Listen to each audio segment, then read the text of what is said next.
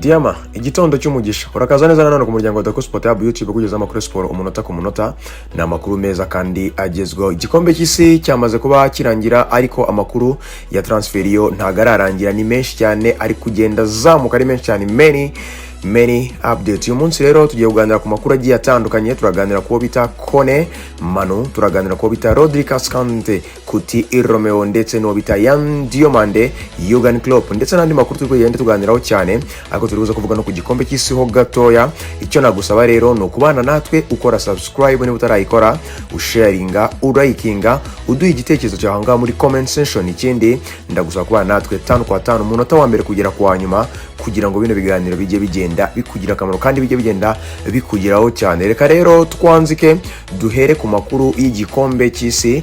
Ikipe y'igihugu ya Espagne ku nshuro ya kabiri yarayegukanye igikombe cy'isi, itsinze ikipe y'igihugu ya Argentine igitego kimwe ku busa.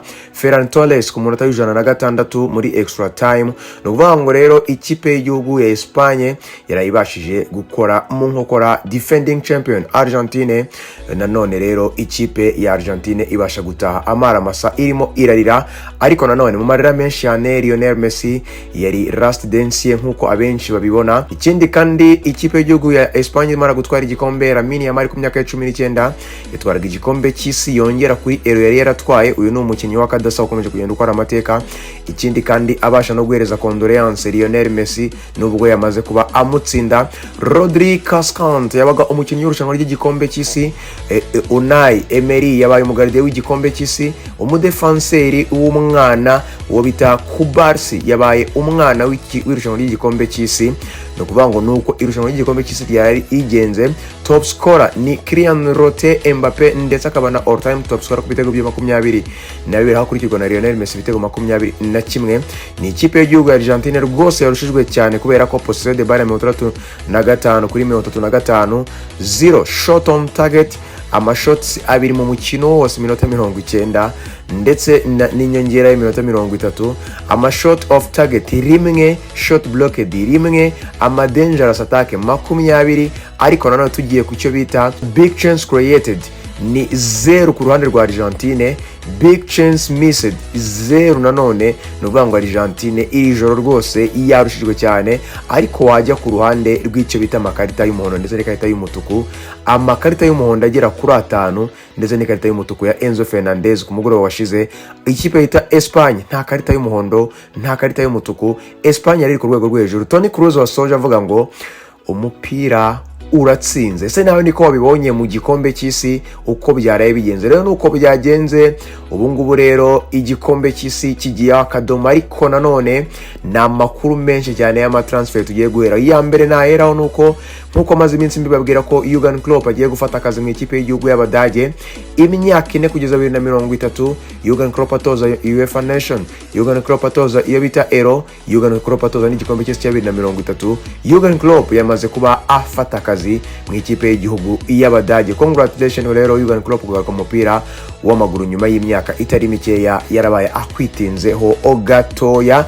Ikindi kandi ukomeze kugenda nkubwira nuko uwo bita Yan Diomande ni umukinnyi uri kwifuzwa n'ikipe ya Paris Saint-Germain. Ibiganiro byagenze neza hagati y'impande ya Yan Diomande, aba agent we cyangwa se bashinzwe kumukurikirana, ndetse n'ikipe ya Paris Saint-Germain. Bamaze kuba baganira ku bijyanye na person terms ndetse n'ibindi bisabwa, ari uhuriza kuri izi saha hari byinshi cyane bitararangira. Kubera iki? Ibiganiro hagati ya Paris Saint-Germain ndetse n'ikipe ya Leipzig ni sawa cyane, byanagenze neza, ariko nanone haracyabura official statement kuva ku ikipe ya Leipzig yemerera uyu mukinnyi kuba yasinya amasezerano mu muryango w'ikipe ya Paris Saint-Germain, cyangwa se kugira ngo barangize deal hagati ya Paris Saint-Germain ndetse n'ikipe ya Leipzig. No kuvuga ngo urupapuro rwemeza ko ibiganiro by'amagambo bigiye mu nyandiko ntago ruratangwa ruva muri Leipzig rujya mu ikipe ya Paris Saint-Germain. Nayo mpamvu ndi kukubwira ngo ahangaha amakuru kugenda azamuka cyane yuko nyuma yuko Arsenal ibuze Morgan Rogers joining ikipe ya Chelsea $117 ndetse n'imyaka 6 kongeraho n'uwinyongera. Ikindi Morgan Rogers ni umukinnyi ikipe ya Chelsea ubona ko yasinyishije deal nziza. Ikindi ukabona ko ikipe ya Aston Villa nayo ivuga ati twakoreye amafaranga meza, ariko nanone ni deal yabaye hijack cyangwa se gapapu kubera ko Arsenal yagiye izarira yagiye yitemeza ko yatanga miliyoni 130 bayisabaga muri Aston Villa. Ikindi kandi ikipe ya Chelsea nayo yabonye nta bundi buryo bwashoboka kugira ngo ibashe gukora iyi deal, yinjizamo Alonso, bahita bemeza ko bagomba gutanga ari amafaranga. Mbibutsa ko nta add-ons arimo, ni amafaranga agomba gutangwa yose 107 cyarimwe. Nta kuvuga ngo add-ons ngo bijyanye no kwazitwara n'ibindi bigiye bitandukanye, wapi, ni amafaranga azahita atangwa cyarimwe. Kuri uyu wa mbere nibwo agomba kuba akora ibizamini by'ubuzima ndetse akatasinye n'amasezerano. No kuvuga ngo rero inkuru zatangiye kuzamuka yuko nyuma yuko Arsenal ibuze uriya mukinnyi Morgan Rogers, yatangiye kugenda ibaza ese harasabwa iki kugira ngo iyi deal natwe tube twayinjiramo ya Yan Diomande. Ese hari amahirwe y'abagihari yuko Yan Diomande andi makipe yabaza? Arteta ndetse n'abashinzwe gushaka abakinnyi mu ikipe ya Arsenal barimo baragenda babaza bati ese Paris Saint-Germain ni iki tuje neza kugira ngo tube tucyuzuze, ese birasaba iki? Mbibutsa ko iyi Arsenal ikintu yasize kuri Morgan Rogers bayisabye miliyoni 130, ariko Arsenal iragenda yiga kuri Morgan Rogers birebaho neza, iravuga ati twatanga miliyoni 90 cyangwa tugatanga miliyoni 100 ariyo ya nyuma kugira ngo tubone Morgan Rogers. Rero Chelsea yisiza itanga amafaranga menshi. Ni nayo mpamvu nkubwira ngo kuba ibiganiro byararangiye hagati ya Yan Diomande na Paris Saint-Germain, kuba hari byakozwe inyuma y'irido hagati y'aya makipe y'ikipe cyangwa se hagati y'amakipe ya Leipzig na Paris Saint-Germain, ariko bikaba bitarajya mu nyandiko, birashoboka ko hijack yaba mu gihe cyose azi ikipe itanga byinshi birenze iby'ikipe ya Paris Saint-Germain yabiri gutanga. Igihe cyose haba no gukonvenka umukinnyi, bakareba projet y'ikipe nka ya Arsenal, Yan Diomande akabona ko yayijoininga, akabona ko wenda ushobora no gusanga nubwo yavuze Paris Saint-Germain ariko Arsenal no mu nzozi ze. Ni nayo mpamvu rero Mikel Arteta ari kugenda agerageza uburyo bwose bushoboka kugira ngo arebe niba hari icyumba cy'abagisigayemo kugira ngo arebe ko yabona uwo bita Yan Diomande. Hari n'andi makipe akomeje kugenda ari inyuma y'irido akibaza Yan Diomande birasaba iki. Niyo mpamvu rero nkubwira ngo ibingibi birashoboka yuko Gapapu yanashoboka, gusa amahirwe menshi ari ku rugero rwa 85 nuko Yan Diomande agomba kujoininga Paris Saint-Germain uko bigaragara kano kanya. Gusa no mu minsi ishize amahirwe yari menshi cyane kuri Morgan Rogers na Arsenal, ariko icyahindutse mwakibonye, Morgan Rogers muri Chelsea. Kubera iki? Kuzarira. Paris Saint-Germain rero mu gihe cyose biri buze kugenda bitinda gutya, igenda iganira, idakora deal, itabirangiza ku ruhande rwayo ikirangaraho, hari igihe wajya kumva hari hijack ibaye muri Mercato, kubera ko ibyabaye kuri Arsenal, ibyabaye kuri Manchester kuri Matheus Fernandes, ibyabaye mu bakinnyi benshi mugenda mubona my hijack menshi agiye atandukanye, mwagiye mubibona kandi murabisobanukiwe. Niyo mpamvu nkubwira ngo nukwitonda cyane ku ruhande rw'ikipe ya Paris Saint-Germain, kuko Arsenal nyuma y'agahinda yagize kuri Morgan Rogers, nyuma ya top target nk'umukinnyi kuva mu kwezi kwa mbere kugeza ku isaha y'aka kanya, ariko bikarangira imubuze, irashaka kubona umuwinga uko byagenda kose. Christos Torizi ntagahagije, Martinelli ntagahagije, barashaka umuwinga macacari wo ku rwego rwo hejuru, ari nayo mpamvu na Bradley Barcola akiri mu majwi. Ayo ni amakuru nagira ngo nkugezeho kuri iyi deal ya Yan Diomande, Paris Saint-Germain, Arsenal n'abiri gushaka, ko ejo nababwiye no kuri Julian Alvarez. Uko bimeze kose Arsenal igomba kugerageza uko ishoboye kose kugira ngo irebe ko kiriya cyuho cyayibaho cya Morgan Rogers yahita igifunga ikakizimya. Nuko rero gahunda imeze ku ruhande rwa Yan Diomande, Paris Saint-Germain n'andi makipe ari kugenda mwifuza, especially Arsenal yabuze Morgan Rogers. Dukomereje kuri izo nkuru ndetse dushamikiye ku gikombe cy'isi, Rodri Cascante yagize irushanwa ryiza ry'igikombe cy'isi. Uyu mukinnyi mu minsi ishize imvune zari zaramuzonze, ubona ko nagari tayari neza, ariko Pepe Guardiola akakubwira ngo Rodri Cascante ari kwitegura igikombe cy'isi. Mu gihe cyose Rodri Cascante atazongera kugira ikibazo cya ACL ndende izatuma amara igihe kinini hanze, akamaintaininga gusohoka muri Premier League akajya mu gikombe cy'isi ari kuri level nziza, agomba kuzatanga irushanwa ry'igikombe cy'isi ryiza kandi cyane.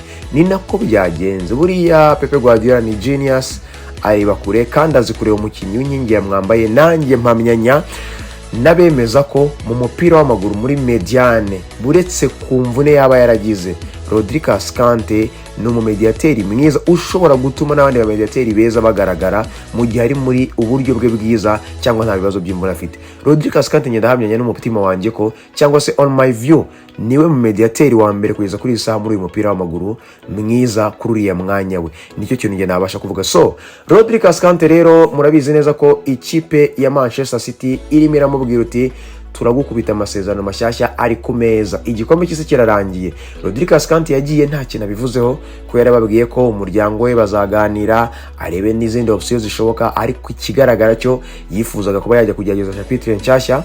Ariko nanone Manchester City yakomeje kugenda igerageza kumubwira ati twaguha amasezerano mashyashya, wakongera amasezerano mashyashya, uzarangiza umwaka utanga mu free agent, ariko ntitwifuza kugutakaza, turashaka ko wakongera amasezerano hano, turaguha amasezerano meza, tuguha umushahara mwiza, tukugira inkingi ya mwamba. Ibintu byose Rodri Cascante baramwifuza mu muryango w'ikipe ya Manchester City kugira ngo abayobore kiriya kiragano gishyashya cya Enzo Maresca.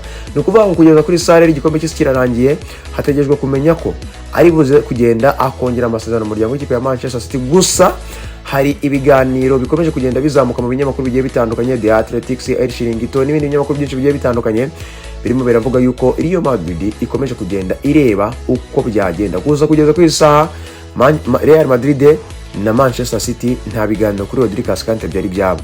Gusa Real Madrid nk'uko byagiye bigaragara mbere yagiye ikenera Rodri Cascante, ariko ikijyanye n'amafaranga bagomba kumugurisha ku myaka yafite Real Madrid yabire bikabona yabihenzwe, iravuga iti ni ugutegereza tukareba. Gusa Florentino Perez ntabwo yongeye gusubirayo, yahise abivamo kujya kureba Rodri Cascante uko byaba bimeze.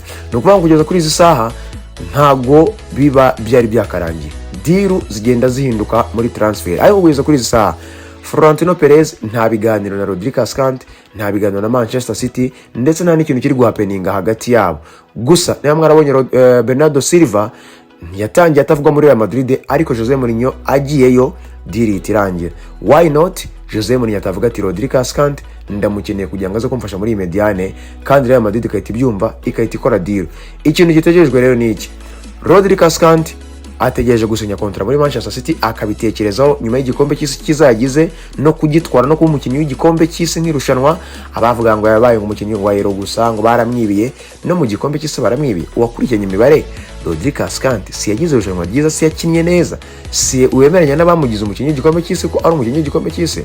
So no gusinya muri Manchester City amasezerano ari ku meza, cyangwa Real Madrid igahaguruka ikavuga ati turagukeneye uze mu muryango w'ikipe ya Real Madrid tugukoreshe kugira ngo ubashe kutugarurira icyizere, cyangwa se ubashe kutugarurira imbaraga muri mediane yacu muri uyu muryango wa Real Madrid. Ni ugutegereza tukareba ese Rodri Cascante ari buze kuba akina hehe, cyangwa se ari buze kuba asinya hehe mu myaka iri imbere mu mupira w'amaguru. Gusa icyo namenye cyo nanakomeje kugenda babwira nuko Rodri Cascante yakomeje kugenda yifuza kuba yajya kugerageza chapitre nshyashya mu mupira we w'amaguru. Inkuru ikomeye cyane ntari buze kugenda mbima nuko uwo bita Cuti Romero kugeza kuri izi saha, uyu mukinnyi w'umunya-Argentine, imyaka 28, umudefenseur capitaine wa Tottenham Hotspur, amakuru ahari kugeza kuri izi saha nuko agomba gusohoka mu muryango w'ikipe ya Tottenham Hotspur. Tottenham Hotspur yarabimenye iranuyubaka cyane, Senesi, Jabor Van de Beek, Robertson n'abandi benshi bagiye batandukanye, nabo yarisanganywe Van de Ven ndetse n'abandi benshi bagiye batandukanye. Kugeza kuri saha wabita Cuti Romero cyangwa se Christian Romero agomba gusohoka mu muryango w'ikipe ya Tottenham Hotspur. Aharimo aravugwa n'ahantu habiri, aravugwa mu muryango w'ikipe ya Inter Milan ndetse no muri Barcelona. Barcelona ikeneye umudefenseur, igomba no kureba umudefenseur igomba kwinjiza uko byagenda kose. Cuti Romero rero bitegejwe kumenya ese turi buze kumureba mu buhe buryo. Ese Cuti Romero agomba gusohoka? Ese Cuti Romero afite amahirwe yo kuba yagaragariza Barcelona ko yayijoininga? Ese Cuti Romero tumukeneye iki muri Barcelona? Ni ukuvuga ngo Cuti Romero mu muryango w'ikipe ya Inter Milan naho baragira bati tugomba kwinjiza umudefenseur mwiza wo kuza kuba dushyiraho Alejandro Baston, tukaza kuba twamwasosiyaho bakaba bakinana, nubwo nakanji ahari, ariko nanone bakeneye abadefenseur nk'uko bakomeje kugenda bagaragaza ko bari bagiye no kugura uwo bita Trevoh Chalobah bamuvana mu muryango w'ikipe ya Chelsea bamwinjiza mu muryango w'ikipe ya Inter Milan. Nukuvuga ngo rero Kuti Romeo nindi transfer igomba kuba igiye gukurikiraho muri uyu mupira w'amaguru asohoka muri Tottenham, Barcelona, Inter Milan ndetse n'andi makipe yarebera hafi zose zigomba kuba zireba kuri mu defenseur mwiza cyane umaze kugira experience imyaka myiza yo gukina n'ibindi byinshi bigiye bitandukanye. Kuti Romeo no gutegereza tukareba ese agomba kuba yerekeza he, ni muri Barcelona ese ni muri Inter Milan. Nukomeza kugenda tubikurikirana, gusa icyo yifuza no gukina mu ikipe izakina UEFA Champions League ndetse inahangana ku rwego rwo hejuru. Uyu ni Kuti Romeo rero narindimo ndababwira. Reka rero nje kuri wo bita Manu Kone mu muryango w'ikipe ya Manchester United. Barishimye cyane gusinyisha abakinnyi babiri, Yuri Tielemans imyaka 29, Andres Santos imyaka 22, bose kuri miliyoni 85. Ni ibyishimo cyane mu muryango w'ikipe ya Manchester United kandi babona ko bakoze transfer nziza muri iyi mercato y'isama. Ariko nanone bakeneye umediateri mwiza cyane, umediateri w'umukaseri udefendinga ufite imbaraga ushobora kwirukanka iminota yose mu kibuga, umudefense umumediateri umaze kugera ku rwego rwo hejuru kubijyanye no guhangana n'imikino minini, umukinnyi mbese uzana cya kindi batakaje muri Casemiro noneho kiniyongereyemo imyaka mikeya ndetse nihangana kubera ko azaba ari umupeti uje gukora icyo bita competition. Manchester izakina UEFA Champions League, irifuza gutwara igikombe kiri majo kugeza 2028, irifuza gukina Premier League mu mwaka utaha idasanzwe ndetse n'uburyo busanzwe nka Manchester United, kubera ko Manchester United n'ubundi ni ikipe ihangana, ntago ari ikipe itanga challenge mu bikombe ibirimo iragenda ihanganira. No kuvuga ngo rero banyarukiye ku mukinnyi bita Manu Kone. Kugeza kuri izi saha makuru hari ava mu binyamakuru byinshi bigiye bitandukanye, especially Fabrizio Romano aratubwira ko ntago Manu Kone Manchester iratanga bidi, nta nubwo iraba yagera ngo iganirize uyu Manu Kone ngo imubwire ko wenda izamuhetanga aya ngaya person terms ari izi ngizi, ariko kuri shortlist yayo nubwo ifiteho benshi Manu Kone irimo iramappreciating, irimo irareba ikavuga ati twegereye iriya kipe ya AS Roma tukayiganiriza tukayibaza kubijyanye na Manu Kone, bakatubwira ibisabwa, bakatubwira icyo twakora twabikora. Iri gutegura rero gutanga bidi kuri Manu Kone.